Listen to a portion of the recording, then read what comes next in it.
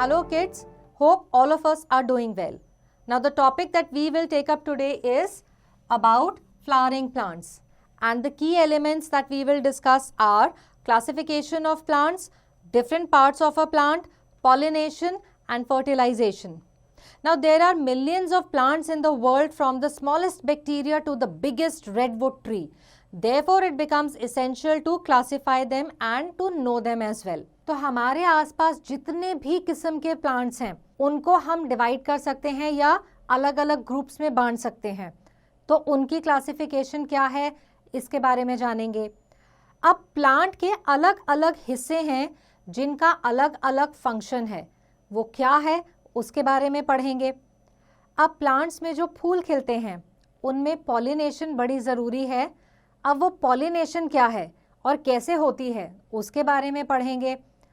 Pollination होने के बाद प्लांट के फूल के अंदर सीड कैसे बनते हैं, उस प्रोसेस को जिसको हम फर्टिलाइजेशन कहते हैं उसके बारे में भी पढ़ेंगे। तो जब हम बात करते हैं क्लासिफिकेशन ऑफ प्लांट्स की, तो दो कैटेगरीज के आते हैं, वो जिनमें फ्लावर्स हैं और वो जिनमें फ्लावर्स नहीं हैं। So let us now look at the classification of plants. So let us look at the classification of plants. Generally plants are divided into two main groups, flowering plants and non-flowering plants. Now what are the flowering plants? जिन plants में flowers उगते हैं those are flowering plants, for example mango, neem, rose, sunflower etc. And then there are the non-flowering plants. The plants without flowers are called non-flowering plants. For example fungi such as mushrooms and those growing on bread, leather etc. Then you have algae in ponds, mosses and ferns on the trunk of trees. Now on the basis of their shape, size and lifespan, plants can be classified into trees, shrubs and herbs. अब plants की classification उनके shape या आकार और size और वो कितना उनका लाइफ स्पैन है, मतलब कुछ महीनों का है, साल का है या कुछ सालों का है, उस पर भी बेस्ड है। अब इस बेसिस पे हम चार कैटेगरीज में इनको डिवाइड करते हैं। बहुत बड़े बड़े पेड़ जो कि बहुत साल रहते हैं, इनका जो तना है बहुत मोटा होता है, बड़ी सारी ब्रांचेस होती हैं, लीव्स होते हैं, फूल भी होते हैं, पत्ते भी होते हैं। उसके बाद हम आते हैं बुशेस पे, जो थोड़े कम हाइट के हैं लेकिन वो भी बड़े घने होते हैं। उनसे भी छोटे होते हैं श्रब्स और उनसे भी छोटे होते हैं हर्ब्स जिनको कि हम बहुत ही डेलिकेट मानते हैं और जो हमारे खाने में कई बार फ्लेवर के लिए या मेडिसिनली भी यूज करते हैं। तो अब हम देखते हैं classification trees, shrubs and herbs की। So what are trees? Trees are the most advanced plants. They have tall and woody stem called trunk. The trunk may produce branches, twigs and leaves. Coconut and palm are also trees, though they do not have branches in them. Trees generally survive for many years. So examples are neem, shisham, sal, teak, mango, etc. Now let us come to what are shrubs. A shrub is usually smaller than a tree, but there is no clear distinction between a large shrub and a small tree. So shrubs क्या है? ये medium size के plants हैं with hard and woody stems और इनकी branches बहुत ज़्यादा होती हैं। जनरली जो ब्रांचेस हैं वो इनके अर्ली पार्ट ऑफ स्टेम से निकलती हैं। Lemon, henna, lantana, bougainvillea and pomegranate are some of the examples of shrubs. इनका लाइफ स्पैन काफ़ी सालों का होता है but less than the trees. Next comes the herbs. Herbs are small plants with soft and delicate stem. They are generally smaller in size, up to 1 meter and may live for 1 or 2 seasons. Examples are balsam, wheat, paddy, mustard, कोचिया। अब plants के हमने पहले भी सुना था ना कि अलग अलग पार्ट्स हैं जिनका अलग अलग फंक्शन है। अब ये मेनली दो किस्म के प्लांट्स के पार्ट होते हैं। पहला होता है स्टेम सिस्टम जो कि सॉइल के ऊपर का है और दूसरा होता है रूट सिस्टम जो कि सॉइल के नीचे का है। Late us now look at the different parts of a plant.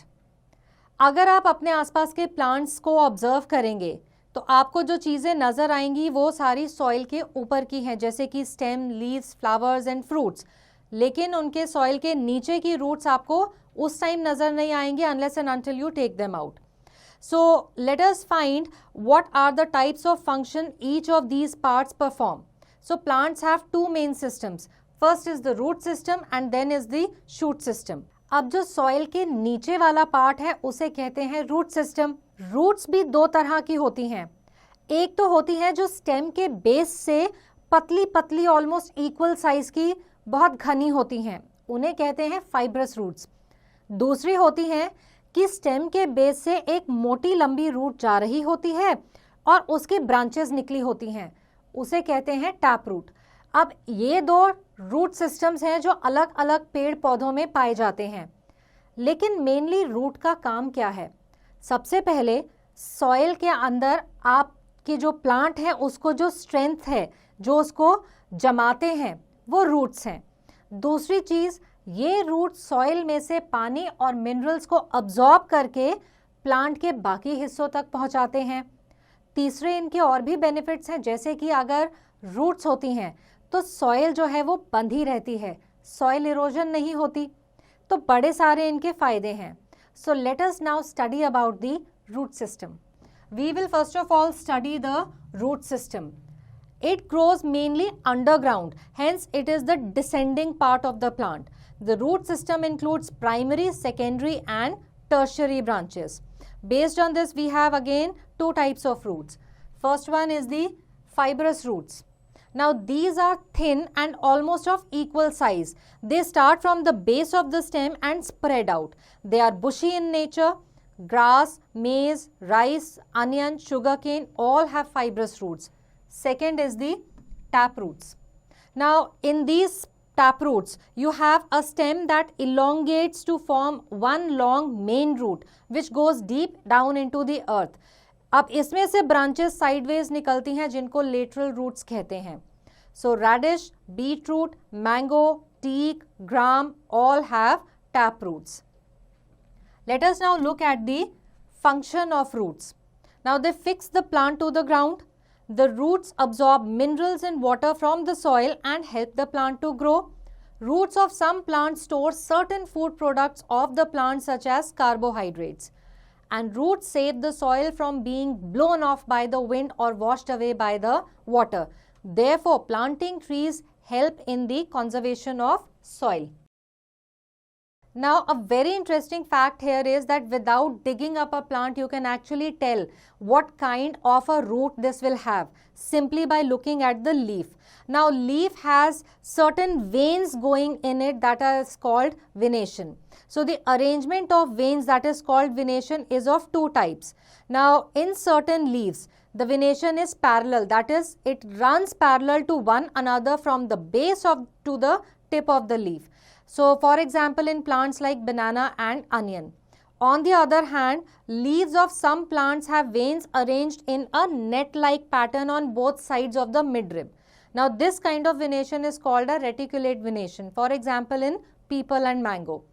अगर किसी plant में parallel venation है तो fibrous roots होंगी. किसी plant की leaf में reticulate venation है तो tap roots होंगी. Now, here is an activity to understand the function of roots. So what you require are 2 flower pots, 2 plants of same type and fertile soil. अब आप दोनों pots को fertile soil से fill कर दो. एक plant की root cut करके soil में डाल दो, दूसरा plant with root soil में डाल दो. अगर आप इसको कुछ टाइम तक पानी देंगे और सनलाइट में रखेंगे तो आप क्या ऑब्जर्व करेंगे कि जिस प्लांट की रूट्स कट कर दी गई थी वो मर जाता है और जिसकी रूट्स रहती हैं वो it continues to grow. So hence we can conclude that roots help the plant to grow. अब रूट्स का एक स्पेसिफिक फंक्शन है वो तो परफॉर्म करते ही हैं, लेकिन कुछ प्लांट्स के रूट्स जो है ना कुछ डिफरेंट फंक्शन भी परफॉर्म करते हैं. इसीलिए हम कहते हैं कि इन रूट्स की मॉडिफिकेशन हुई है. जैसे कि कुछ रूट्स हैं जिन्हें हम खाने के तौर पे यूज़ करते हैं, जैसे कि आपके गाजर हो गई, मूली हो गई, शलगम हो गए. अब उसके अलावा कुछ रूट्स जो हैं वो क्लाइंबर का काम करती हैं. कैसे कि ये प्लांट्स बड़े डेलिकेट होते हैं तो इनको ग्रो करने के लिए दूसरे प्लांट या सरफेस का सहारा चाहिए होता है. तो ये रूट्स क्या करती हैं, वो सहारे का काम करती हैं, तो ये सॉइल के बाहर होती हैं। फिर कुछ रूट्स ऐसे भी होती हैं जो लीफ से नहीं दूसरे प्लांट से अपना नरिशमेंट लेती हैं, ऐसी रूट्स को हम कहते हैं parasitic roots. Now we come to root modifications. Roots of some plants are modified to perform some functions, जैसे कि roots of some plants like radish, carrot, turnip, sweet potato and beetroot, they store food and become fleshy. Hence, roots are modified to store food. Then you have roots of some plants like money plant, black pepper and beetle, which helps the plant to climb up a support such as a wall, rock or roots. Hence, such roots are modified to help a plant to climb up a support. Then roots of some plants can develop into new plants. For example, roots of lily, dahlia and asparagus. Hence, roots are modified for multiplication. Now, for nutrition, plants such as dodders have specialized roots called parasitic roots arising from their stem. This helps them to absorb water and nutrition from their host. For extra support, roots of plants such as bamboo, sugarcane, banyan give out extra roots from their branches. So these hanging roots are called prop roots. Hence, roots are modified for additional support. अब root system के बाद आते हैं shoot system पे। Shoot system क्या है? Soil के ऊपर का जितना भी प्लांट का पार्ट है उसको हम शूट सिस्टम कहते हैं। इसका सबसे इम्पॉर्टेंट हिस्सा होता है स्टेम, क्योंकि ये पूरी स्टेम है जो ऊपर वाले हिस्से को कैरी करती है। अब इसी में लीव्स, ब्रांचेस, फूल सब इसी में उगते हैं, इसी में खिलते हैं। तो जहाँ पे स्टेम के जिस पॉइंट से लीफ निकल रही होती है उसको कहते हैं नोड, और दो लीव्स या दो नोड्स के बीच के एरिया को कहते हैं इंटरनोड। अब स्टेम बहुत इंपॉर्टेंट है, या लेट अस से शूट सिस्टम बहुत इंपॉर्टेंट है। स्टेम क्या क्या करती है? स्टेम प्लांट को एक स्ट्रक्चर प्रोवाइड करती है, उसको स्ट्रेंथ देती है ताकि वो लीव्स, फ्लावर्स, फ्रूट्स को अपने ऊपर कैरी कर सके।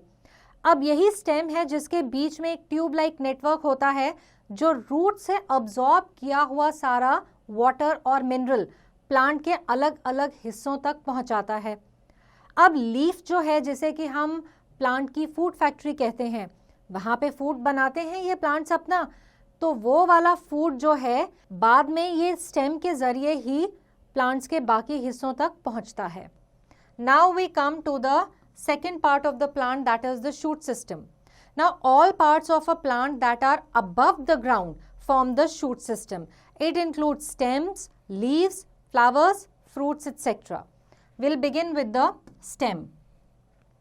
This stem is a very important part of a plant. It grows from the plumule of the seed. It bears leaves, branches and flowers.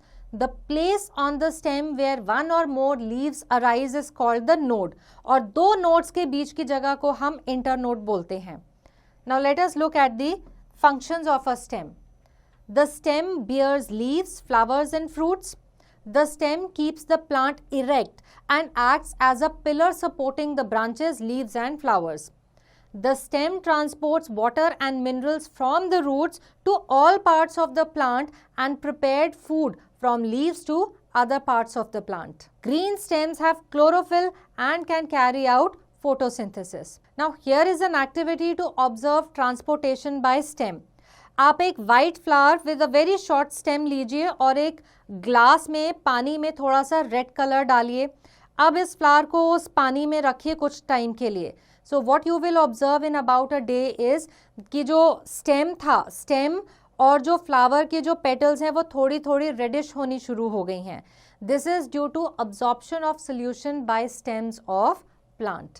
अब स्टेम्स के इतने सारे तो अपने ऑलरेडी काम करने के हैं, उनके अलावा भी इनके अलग अलग कुछ प्लांट्स में स्टेम के अलग अलग कैरेक्टरिस्टिक्स डेवलप हो जाते हैं जिनको हम कहते हैं स्टेम मॉडिफिकेशन। जैसे कि कुछ प्लांट्स जो कि कैक्टस जैसे हैं वो इनमें अपना पानी स्टोर करते हैं, या फिर जैसे रूट्स में होता है ना क्लाइंबिंग रूट्स बनते हैं, इसी तरह से स्टेम भी कई बार मॉडिफाई होती है ताकि वो क्लाइंब कर सके किसी भी सरफेस पे, या तो वो वॉल हो सकती है या दूसरे पेड़ का तना हो सकता है, उस पार्ट को कहते हैं टेंड्रिल। फिर कहीं कहीं स्टेम जो है वो खाने के भी काम में आती है। तो जहाँ पे इनके कैरेक्टरिस्टिक्स बदल जाते हैं वहाँ पे इनकी मॉडिफिकेशंस आ जाती हैं। We will now look at the stem modifications. Stems of plants such as cactus and jade swell up to store water in them.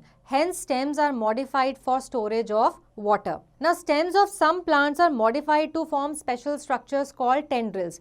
कुछ plants की stem weak होती है तो उनके tendrils निकलते हैं जो इनको climb करने में, support लेने में help करते हैं. Then we have stems of potato, onion and ginger which are modified stems that store food. There are three kinds of underground stems. Tubers, example potato, rhizomes, example ginger, and bulbs, example onion and garlic.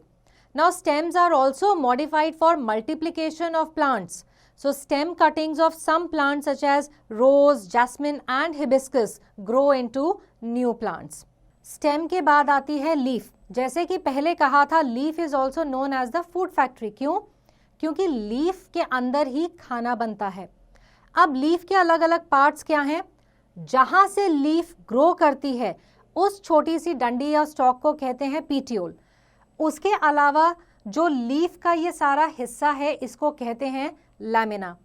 Lamina के अलावा बीच में आप देखेंगे ना छोटी छोटी सी veins जा रही होती हैं, तो जो बीच की लंबी वेन है इसको मिडरिब कहते हैं और साइड की वेन्स को सिर्फ विनेशन या वेन्स कहते हैं।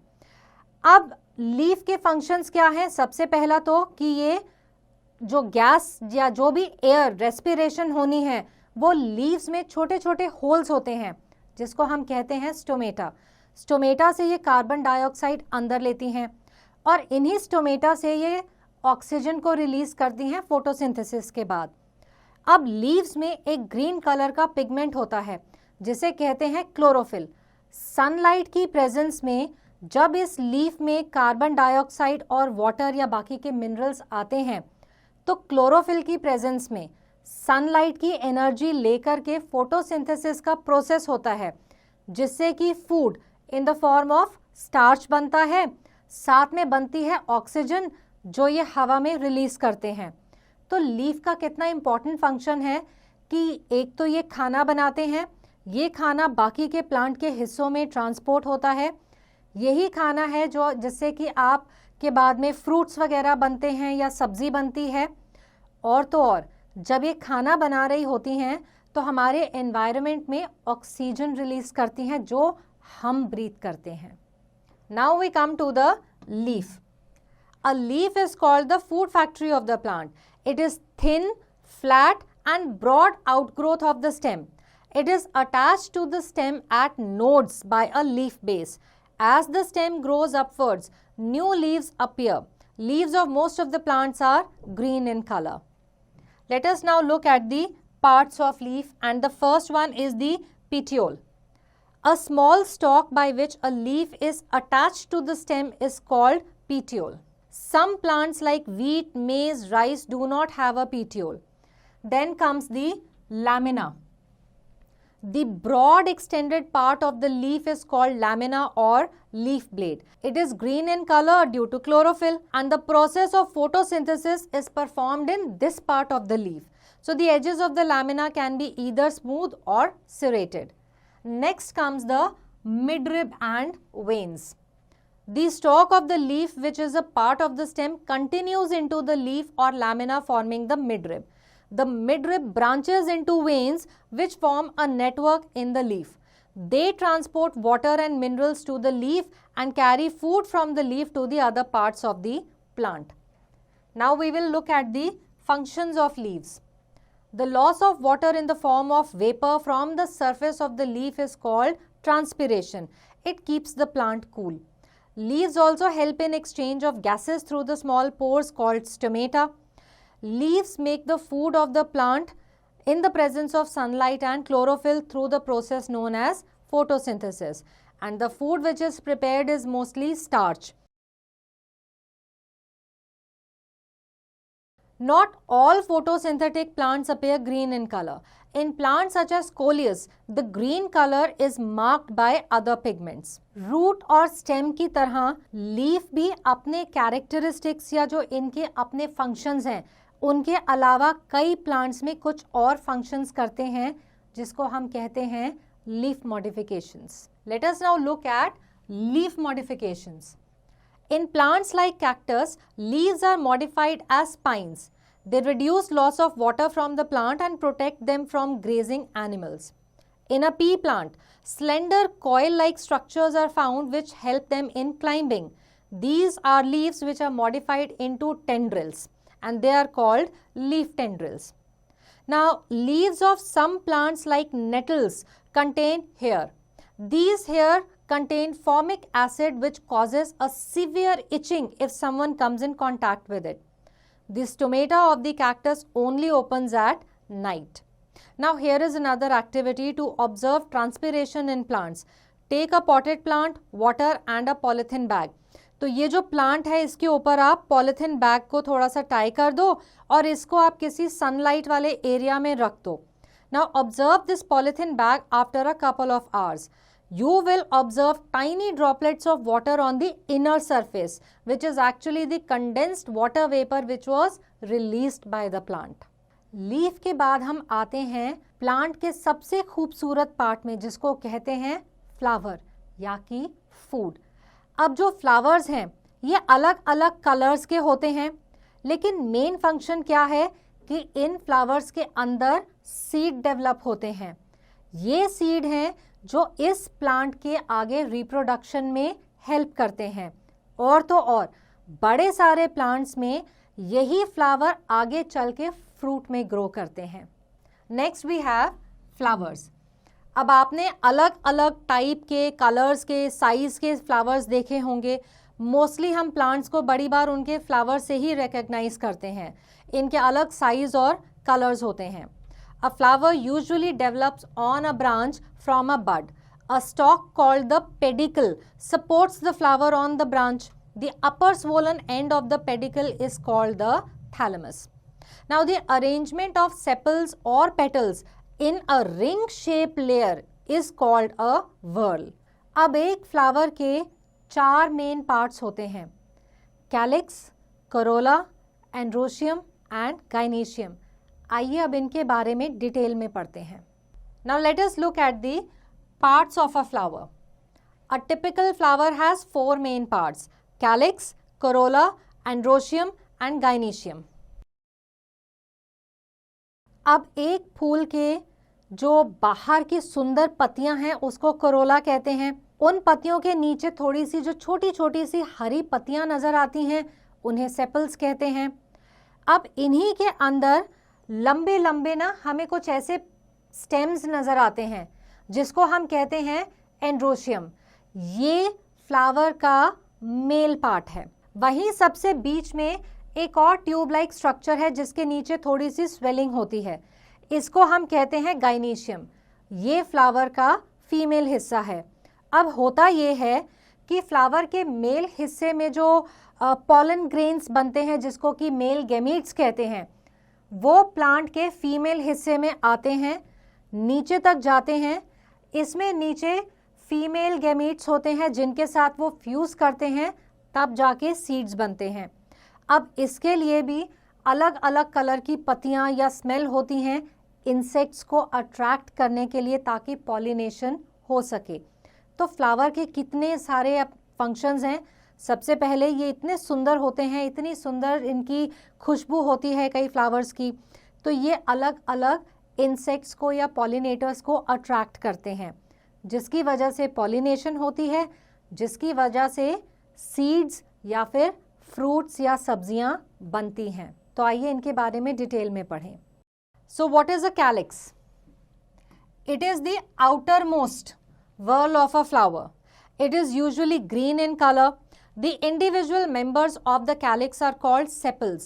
They protect the young flower bud. Second part is the corolla. It is the second whorl of the flower. The individual members of the corolla are called petals. Now the petals protect the essential whorls within. So the third one is the androecium.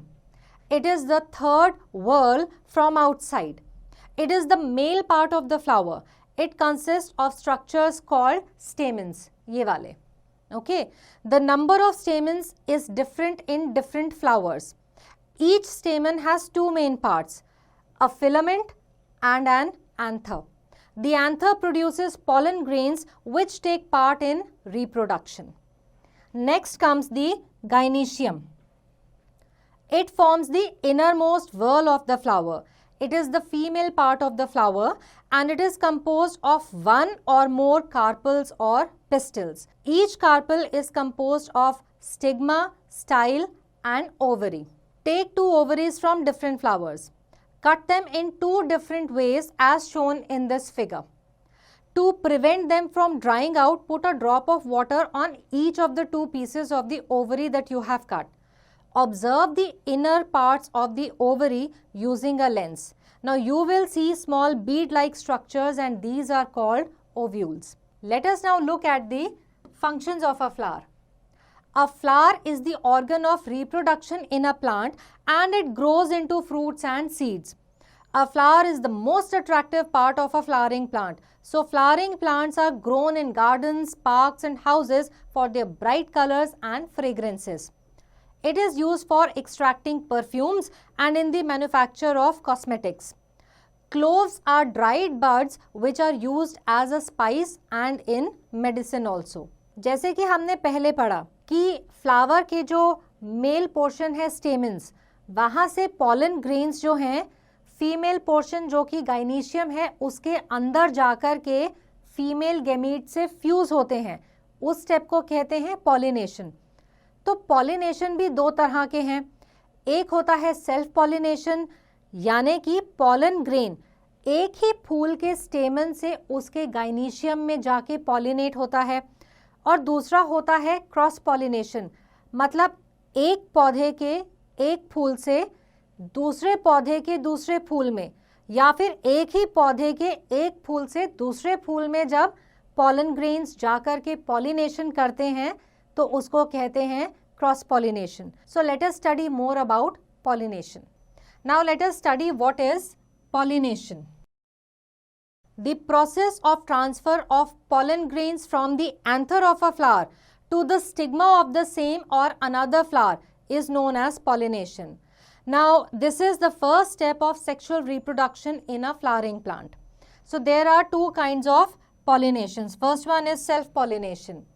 When the pollen grains of a flower are transferred to the stigma of the same flower or of another flower borne by the same plant, it is termed as self-pollination. Peanuts, soya beans, peas, sunflower are some plants in which self-pollination takes place. And the second one is the cross-pollination. When the pollen grains are transferred from anther of one flower to the stigma of another flower of the same type borne on another plant, it is termed as cross-pollination. Apple, pear, plum, cherry, etc. are the examples in which cross-pollination takes place. अब pollination होने के लिए pollen grain का stamen से gynoecium में move करना ज़रूरी है. अब वो कैसे होगा? या तो हवा से अपने आप हो जाएगा या फिर पानी से हो जाएगा अगर पानी वाले plants हैं, या फिर कोई insect या जानवर के थ्रू ये काम हो जाता है. Now comes the agents of pollination. Now pollination takes place by various agents like wind, water, birds, animals and insects. First let us look at the pollination by wind. Some plants like maize and wheat have dry pollen grains in large quantity. As the flowers of these plants become mature, pollen grains are blown away by the wind. Some of them fall on the stigma of a flower of the same type, thus causing pollination. Such type of pollination is called wind pollination. Now we will look at pollination by water. Now flowers of completely submerged plants like Hydrilla and Vallisneria float on the surface of water. When they come in contact with the female flower, the pollen grains fall on the stigma, thus causing pollination. Now let us look at pollination by insects. Now, insects like bee and butterfly suck nectar from flowers. When these insects sit on a flower, the pollen grains stick to their bodies. When these insects go to another flower, the pollen grains are transferred to the stigma of the other flower, thus causing pollination. So, orchids, harsingar, salvia, rafflesia are insect pollinated flowers. अब जो pollen grain है pollen tube से निकल करके जब वो female gamete के पास जा कर के फ्यूज करता है तो फर्टिलाइजेशन का प्रोसेस स्टार्ट हो जाता है. अब फर्टिलाइजेशन के बाद क्या होता है कि जो फूल है वो थोड़ा थोड़ा खराब होके या लेटर से मरना शुरू हो जाता है और बीच के हिस्से में जो ओवरी था वहाँ पे सीड डेवलप होना शुरू होता है. यहीं पे अगर ये ओवरी कुछ ज़्यादा बढ़ जाए तो फ्रूट या सब्जी में कन्वर्ट हो जाती है. अब जो सीड्स बने हैं, अब ये सीड्स कैसे दूर दूर तक जाते हैं ताकि और अलग प्लांट्स बन सकें, उनके भी अलग तरीके हैं. और इन सीड्स का दूर जाना क्यों ज़रूरी है? अगर जहाँ पे पेरेंट प्लांट था वहीं सारे सीड्स गिर गए तो नए प्लांट वहीं उग जाएंगे, उनको न्यूट्रिएंट्स और सनलाइट कम मिलेगी, वो डेवलप हो नहीं पाएंगे. तो इसके लिए क्या ज़रूरी है कि सीड्स दूर दूर तक जाएं. तो सीड डिस्पर्सल जो है वो बहुत ज़रूरी है. Now comes the step of fertilization. After pollination the pollen grains develop the pollen tube. Inside the pollen tube, two male gametes are produced. One of the male gametes reaches the egg or female gamete. The two gametes fuse together to form a zygote. This fusion is known as fertilization. After fertilization, most parts of a flower wither and significant changes occur inside the ovary. Ultimately, the ovule of the flower changes into seeds and the ovary changes into fruits. The seeds can be seen inside the fruit. Now, the seeds are dispersed to different places by wind, water and animals. Now, the seeds are dispersed to different places by wind, water and animals. Seed dispersal helps the plant in the following ways. First, it prevents competition between the plants and its own seedling for sunlight, water and minerals and space. Second, it provides the plants more area for wider distribution, which is essential for the survival of different varieties of plants. Now, let us look at the key takeaways from this chapter. On the basis of shape, size and lifespan, plants can be classified into trees, shrubs and herbs. Plants have two types of roots, fibrous roots and tap roots. Roots fix the plant to the soil and absorb water and minerals from it.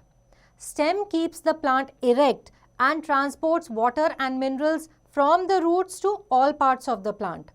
Leaves exchange gases through stomata, prepare food for the plant and keep the plant cool. A flower has four main parts, calyx, corolla, androecium and gynoecium. The process of transfer of pollen grains from the anther of a flower to the stigma of the same flower or another flower is known as pollination. The fusion of two gametes to form zygote is known as fertilization. So, I hope that all the points in this chapter are clear to all of us and answering questions based on this topic will be easy now.